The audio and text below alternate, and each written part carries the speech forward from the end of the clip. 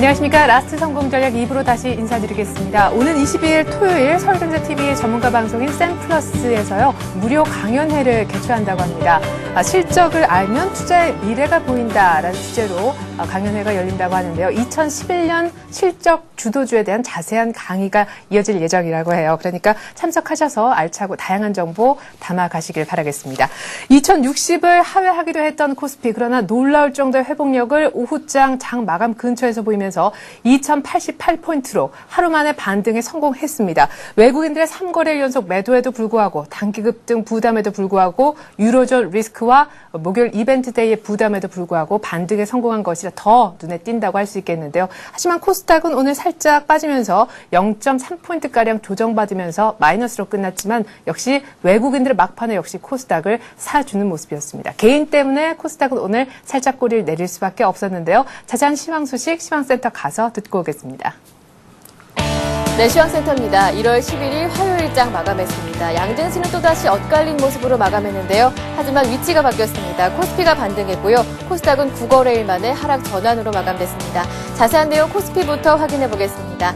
오늘 코스피는 7포인트 오르면서 2088포인트 상승으로 마감됐습니다. 오늘 출발만 하더라도 하락으로 출발했는데요. 장 초반에는 외국인 쪽에서 매도하면서 2050선대까지 물러나기도 했습니다. 하지만 개인과 기관 쪽에서 매수해주면서 낙폭을 줄여나가다가 오후장 들어서는 상승 반전을 시도하기도 했는데요. 결국 2088포인트까지 오르면서 상승으로 마감됐습니다. 수급 내용 살펴보겠습니다. 오늘 장에서 외국인이 3거래일 연속으로 매도 우위 나타났습니다. 1,000억 원 넘게 파는 모습이었고요. 기관이 800억 원 정도, 개인 쪽에서도 840억 원 정도 매수 우위가 나타났습니다. 네, 이어서 코스닥으로 가보겠습니다. 코스닥은 9거래일 만에 쉬어가는 모습이었습니다. 오늘 장 소폭 내리면서 533포인트 하락으로 마감됐는데요. 출발은 상승으로 출발했습니다. 하지만 장중에 뚜렷한 매수 주체가 나서지 않는 가운데 세 주체 모두 매수와 매도를 오갔는데요. 역시 지수는 보합권에서 등락을 반복하면서 무거운 움직임을 보였습니다. 하지만 530선 아래로 밀리지도 않는 모습이었는데요. 수급 내용 자세하게 살펴보겠습니다. 장중에 매도하던 외국인이 다시 매수로 돌아서서 마감됐습니다. 60억 원 정도 사줬고요. 기관 쪽에서도 65억 원 정도 매수 우위 나타났습니다. 개인만 파는 상황이었는데요. 개인 쪽에서 100억 원 정도 파는 모습이었습니다. 이어서 외환시장으로 가보겠습니다. 오늘 원달러 환율은 55전 오르면서 1,125원 5전에 마감됐습니다. 출발 또한 상승으로 출발했는데요. 유로존의 리스크가 부각되면서 상승 압력을 받으면서 출발했습니다. 장중에는 1,130원대 부근까지 오르기도 했는데요. 하지만 1,120원대 후반에서는 수출업체들의 내고 물량이 대기하고 있는 가운데 일본에서 유로존 국채 매입을 검토하고 있다고 밝히면서 역시 상승 압력을 완화하는 모습이었습니다. 장 마감에는 하락 전환하기도 했지만 1,120원대 소폭 상승으로 마감됐습니다. 이어서 유가증권 시장 시총 상위 종목들의 움직임까지 체크해 보겠습니다. 삼성전자가 닷새 연속 내리고 있습니다. 하지만 91만 원대 저항은 확인한 상태고요. 포스코가 반등했습니다. 현대차가 오늘 쉬어가면서 1% 하락했지만 현대모비스가 강보합권 반등으로 마감됐습니다. LG화학이 2% 반등으로 마감했습니다. 신한지주와 KB금융이 1%대로 올랐습니다. 기아차가 7거래일 만에 쉬어가는 모습이고요. SK에너지는 4분기 실적 우려감에 어제 하락했지만 오늘 다시 반등하는 모습이었습니다. 이어서 코스닥으로 가보겠습니다. 셀트리온이 반등하면서 1% 올랐습니다. 서울반도체는 아직까지 2%대 하락세를 유지하고 있고요. 포스코ICT가 반등하면서 강보합권 유지로 마감됐습니다. OCI 머티리얼즈가 강보합권에서 마감됐습니다. 네오위즈 게임즈는 게임원과의 소송 관련 이슈가 어느 정도 해소되면서 6% 급등했고요. 태영이 1% 상승했습니다. 네, 이어서 특징 테마주 살펴보겠습니다. 장중에 지수가 약세를 보였음에도 불구하고 석유화학주들은 장 초반부터 신고가 랠리를 이어갔습니다. 네, LG화학이 반등에 성공한 모습이고요. OCI는 4분기 실적 기대감에 오늘 큰 폭으로 올랐습니다. 2.5% 올랐고요. 호남석유부터 대한유화까지는 52주 신고가 다시 썼습니다. 네, 이어서 증권주 한번 살펴보도록 하겠습니다. 외국인들이 매수하면서 증권주들이 반등에 성공했는데요. 대우증권이 2.9% 올랐습니다. 우리투자증권이 2.8%로 올랐고요. 메리츠종금증권도 2%대로 오르면서 증권주가 오늘장 반등하는 모습이었습니다. 하지만 어제까지 좋은 흐름을 보여줬었던 자동차 관련주들은 숨고르기에 들어갔습니다. 현대차 3인방이 장중에 약세를 보이다가 현대모비스만이 빨간불로 마감됐고요. SL부터 화승 RNA까지 자동차 부품주들도 약한 모습으로 마감됐습니다. 뿐만 아니라 IT 관련주들도 6거래일 연속으로 하락하고 있습니다. 오늘 장에서는 외국인과 기관이 모두 매도했는데요. 삼성전자가 약보합권에서 마감됐습니다. 삼성 SDI가 2.8% 하락했고요. 삼성 테크인도 2%대로 하락하면서 IT주들이 하락하는 모습이었습니다. 네, 강세는 테마주 쪽으로 보였습니다. 헬스케어 관련주 먼저 살펴보도록 하겠습니다. 정부의 지원 정책과 관련해서 올해 성장 전망에 일제히 오르는 모습이었는데요.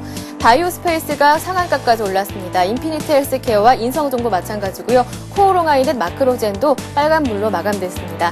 네, 만만치 않게 오른 종목들 수산주와 수입유 관련주들이었습니다. 구제역이 전국으로 확산되면서 반사이익 기대감에 오늘까지 오르는 모습이었는데요.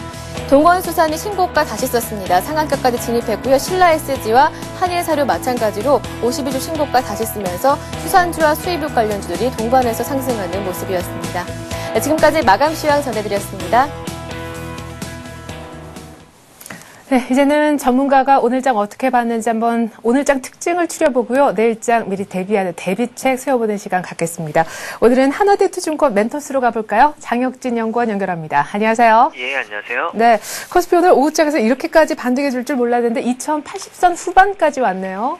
예, 일단은 뭐 장중에 시가에서 너무 좀 안 좋게 출발을 했었는데 장중에 뭐 다 보셨겠지만 일본의 뭐 유럽 국채 매입 계획 이야기가 또 나왔었고 또 프로그램에서도 어느 정도 좀 방어가 나왔고요. 또 개인과 외국인이 지금 사흘 연속 현물에서 매도를 보였는데 또 장 막판에 보면 어느 정도 매도를 많이 줄이는 모습이었습니다. 그래서 현물 매도가 어느 정도 좀 매도 강도가 약해지면서 어느 정도 방어가 된 부분들이 있습니다.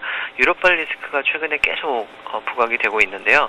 이 부분들은 아마 2월까지도 계속 그 시장의 발목을 잡을 수 있는 요소로서 작용할 수 있다라고 좀 보여집니다. 또한 대형주 쪽에서는 아무래도 이번 주에 내일 모레 있는 금통이랑 옵션 만기를 앞두고 투자 심리가 많이 좀 둔화되어 있는 모습들을 좀 보여주고 있는데요. 오늘도 업종별로 봤을 때는 대부분 업종이 상당히 길게 밑골이 달고 올라오는 모습을 보였는데 아무래도 현물 중심이었다라기보다는 이제 프로그램에서 약간은 그 외국인들이 선물 매수가 좀 나오면서 지금 막판에 지금 비차익에서 1984억까지 이렇게 매수가 확대가 되는 모습이었습니다. 그래서 프로그램을 중심으로 어느 정도 좀 방어에 나섰다라고 좀 보여지고요.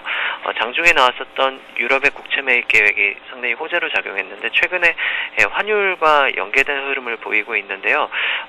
그 달러가 강세로 가고 유로화가 약세로 가면서 최근에 외국인들의 그 현물 매도가 조금 연계되는 모습이었습니다. 사흘 동안 오늘 종가까지 합치면 5천억 조금 안 되게 매도를 보였는데 달러 강세로 이어지면서 아무래도 향후에 달러 약세와 양적 완화 정책에 대한 기대감으로 들어왔었던 그런 외국인 매수가 우리나라뿐만이 아니라 이머징 증시 전체적으로 조금씩 비중을 줄여가는 그런 흐름들이었는데 오늘 유럽발 리스크에 대한 어느 정도 좀 불확실성이 해소될 수 있는 그런 뉴스 플로우가 발생하면서 어느 정도 좀 투자 심리를 회복한 거는 상당히 긍정적인 이슈라고 좀 보여집니다. 네, 그렇군요.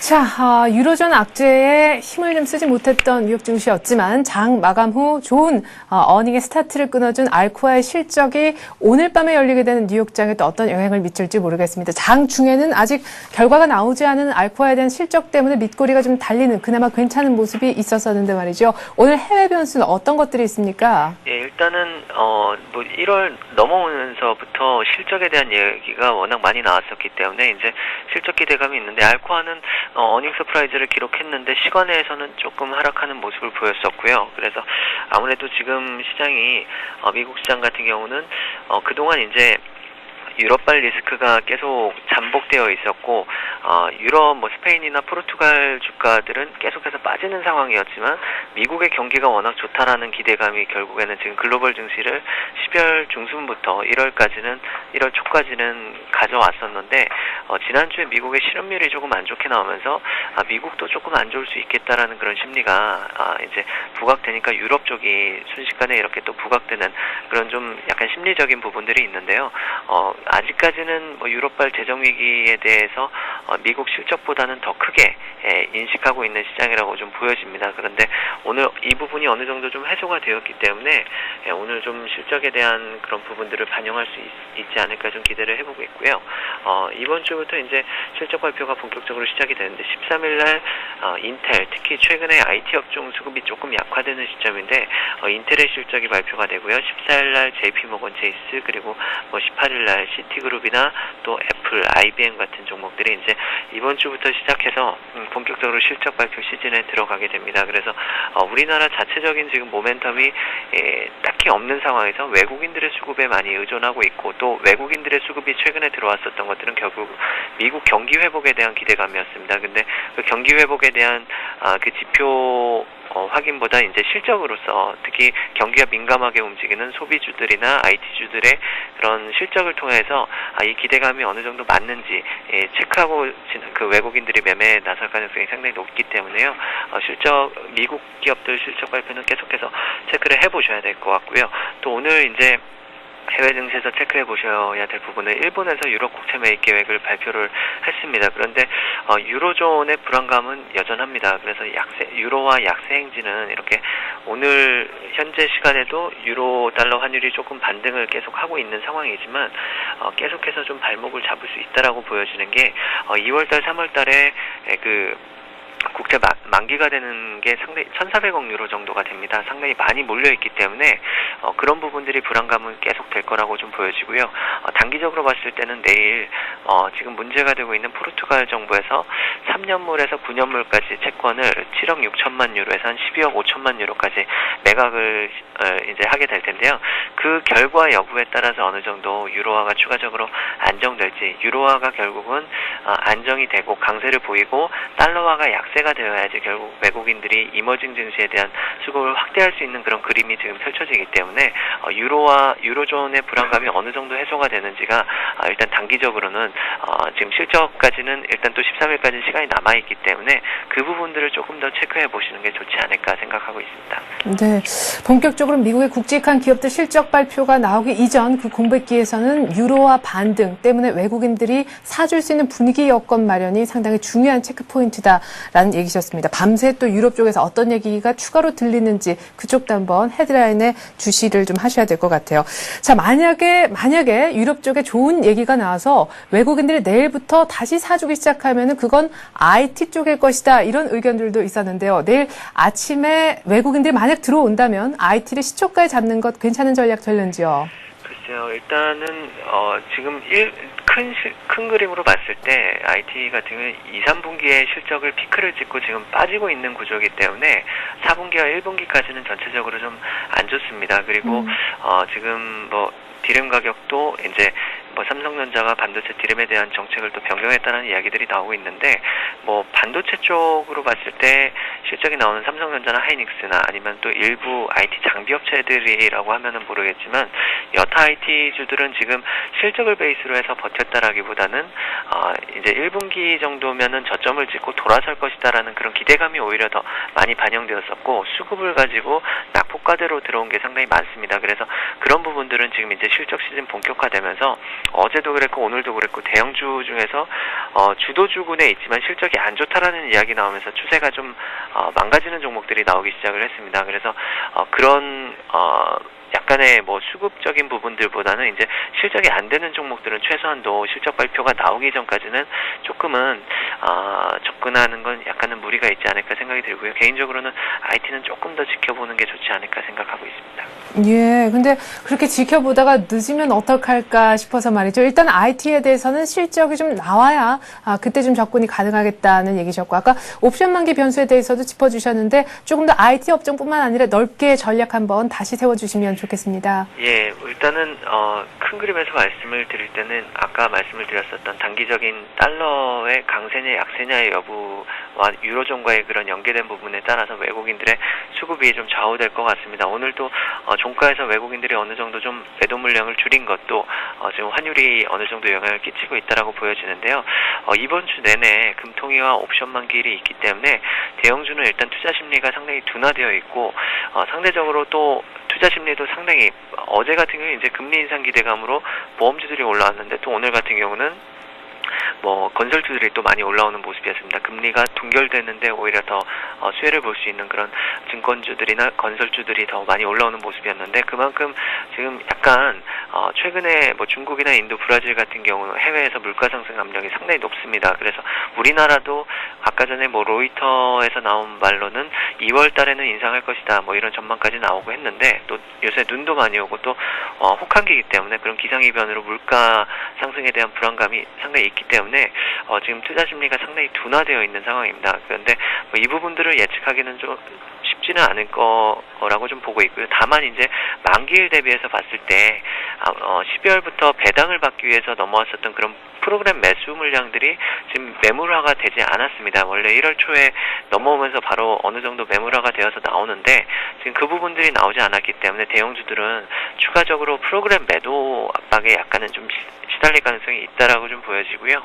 그래서 금리라는 부분들을 어느 정도 조금 더 보류를 해봐야겠지만 대형주들은 프로그램 매도 물량에 약간은 좀 흔들릴 가능성이 있다라는 부분을 좀 참고해 보시면 좋을 것 같고요.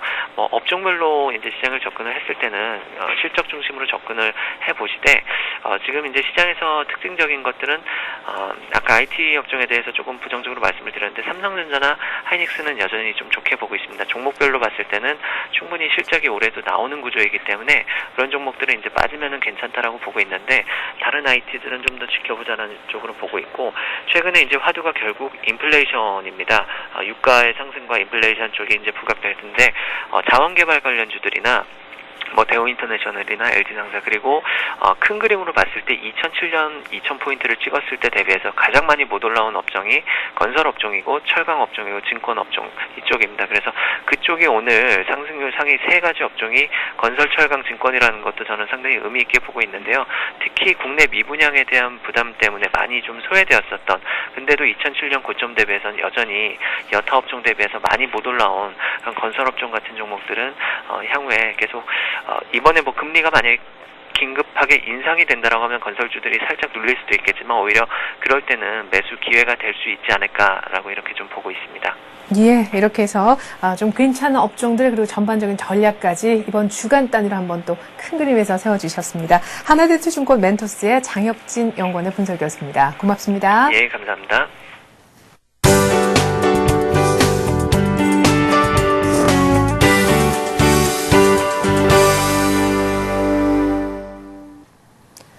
이 시각 주요 뉴스입니다. 최근 물가 오름세가 가파른 가운데 정부가 설 성수품과 주요 개인 서비스 요금 등 22개 품목을 중점적으로 관리하기로 했습니다. 정부는 오늘 물가안정대책회의와 국무회의를 거쳐 설 민생안정대책을 확정해 발표했습니다.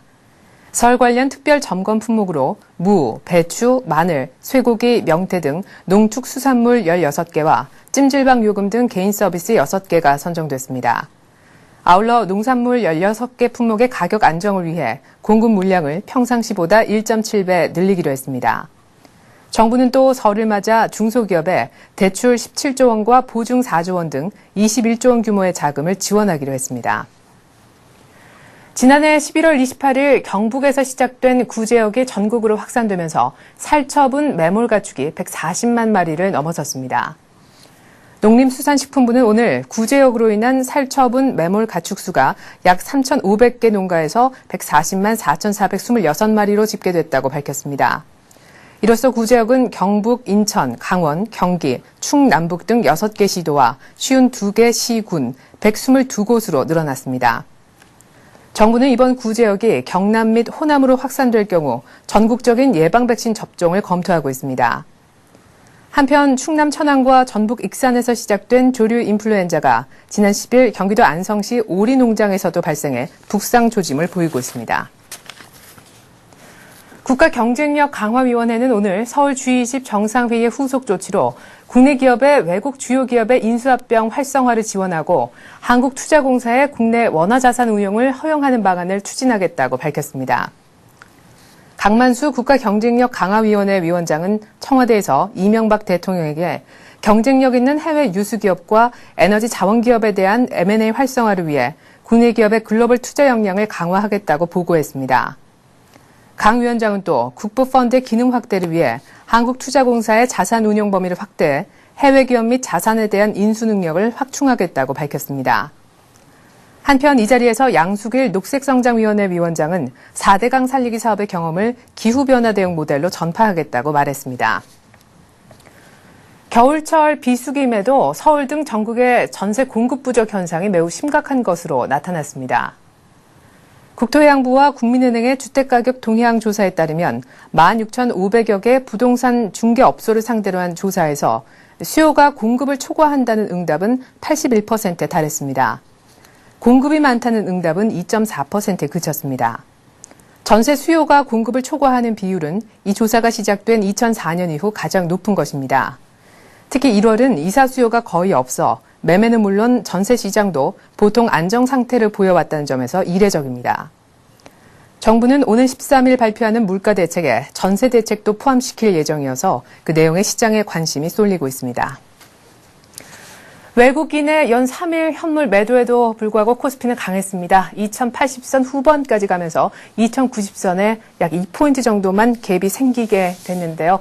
글쎄요, 일단 오늘 밤에 나오는 유럽 쪽의 이슈에 좀 주목을 하셔야 됐고, 그다음에 순환매 차원에서는 IT가 다음에 반등할 순서다라는 전문가의 의견이 있었습니다. 참고하시기 바라겠습니다. 전 내일 다시 오겠습니다. 고맙습니다.